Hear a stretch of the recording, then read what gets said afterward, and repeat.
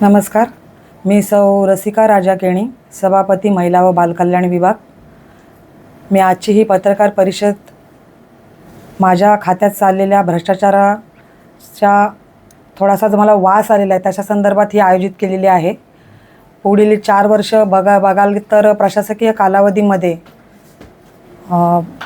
5-6 महिने उलटून सुद्धा ज्या कामांचं टेंडरिंग झालेलं आहे त्याची कुठल्याही प्रकारची अंमलबजावणी आजपर्यंत झालेली नाही आहे.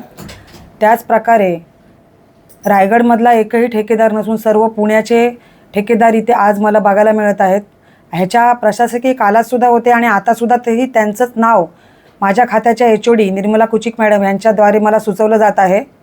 त्याचप्रकारे खाऊ वाटप असू द्या, गणवेश वाटप असू द्या किंवा गरोदर मातांना किट वाटप असू द्या, ह्याच्यामध्ये सुद्धा मोठ्या प्रकारचा भ्रष्टाचार मला इथे दिसून येत आहे. 100% वाटप न होता फक्त 25%चं वाटप होऊन बाकीचं वाटप हे न करता त्याची बिलं खाल्ली जात आहेत. मग त्यांच्या हाताशी जे काही शासकीय कर्मचारी असतील त्यांच्या संदर्भातून हे सर्व कामं माझ्या खात्याच्या HOD निर्मला कुचिक मॅडम यांच्याद्वारे केल्या झाल्याचा संशय मला येत आहे. आणि माझी शासनाला एक विनंती असेल की जर महिला बालकल्याण एक चांगलं म्हणजे खातं, जे महत्त्वाचं खातं म्हणजे बालकांचं जे खातं आहे की त्याच्यामध्ये खूप प्रकारची काळजी घेतली पाहिजे, त्याच्या संदर्भातच जर एवढा मोठा भ्रष्टाचार इथे होत असेल तर अशा HODंवर म्हणजे शासकीय कर्मचाऱ्यांवर कारवाई व्हावी असं माझं प्रामाणिक मत आहे आणि विनंती आहे. किती कोटीचं भ्रष्टाचार? जवळजवळ 2.5 कोटीचा भ्रष्टाचार या वीज जोडणीच्या प्रकल्पात तर मला दिसून येत आहे. आजपर्यंत अंगणवाड्यांना ही वीज जोडणी व्हायला पाहिजे होती. मे महिन्याचा सीझन गेलेला आहे आणि आता पावसाळा चालू झालेला आहे. ही वीज जोडणी खरं म्हणजे मे महिन्यात त्यांना आवश्यकता होती. ती सगळ्या टेंडरिंग होऊनसुद्धा जर मग ती वीज जोडणी का झालेली नाही, हा असा प्रश्न माझ्या खात्याच्या HODना आहे. त्याचबरोबर अन्न भेसळ आपण म्हटलं की शाळेत अन्न भेसळीचा प्रश्न तुम्ही बघायला गेलात तर GB मला हा बऱ्याचशा जिल्हा परिषद मेंबरने विचारला होता. त्याचं उत्तर मी दिलं होतं की मी या खात्याचा पदाभार आत्ताच स्वीकारला आहे, त्याच्याबद्दल काय त्याच्यात माहिती घेऊन मी तुम्हाला त्याची माहिती कळवेन.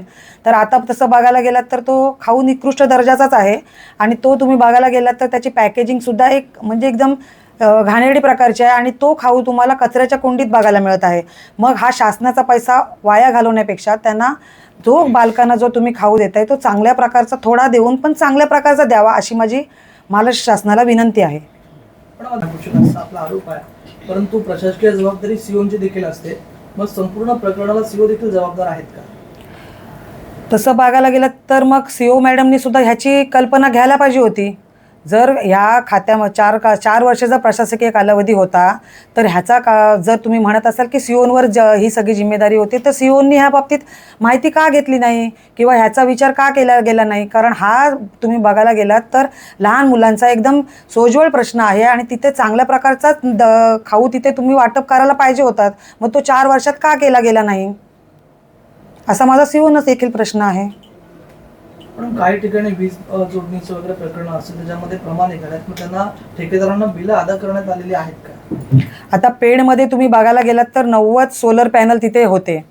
जेव्हा जिल्हा कार्यकारिणीची जेव्हा मीटिंग झाली तटकरे साहेबांनी सुद्धा हा प्रश्न ह्याच्या धरला होता की तुम्ही ह्या सोलर पॅनलची जोडणी का केली नाहीत. सोलर पॅनल आले पण त्यांची जोडणी नाही झाली. ते जोडणी न झाल्यामुळे ते निकृष्ट झाले आणि त्यांचा तेवढा पैसा वाया गेलेला आहे आणि त्याचं बिल त्यांनी खाऊन मोकळे झालेले आहेत. मग जर ती सोलर पॅनलची जोडणी झाली असती तर मुलांना नक्कीच या गरमीचा त्रास सहन नसता करायला लागला.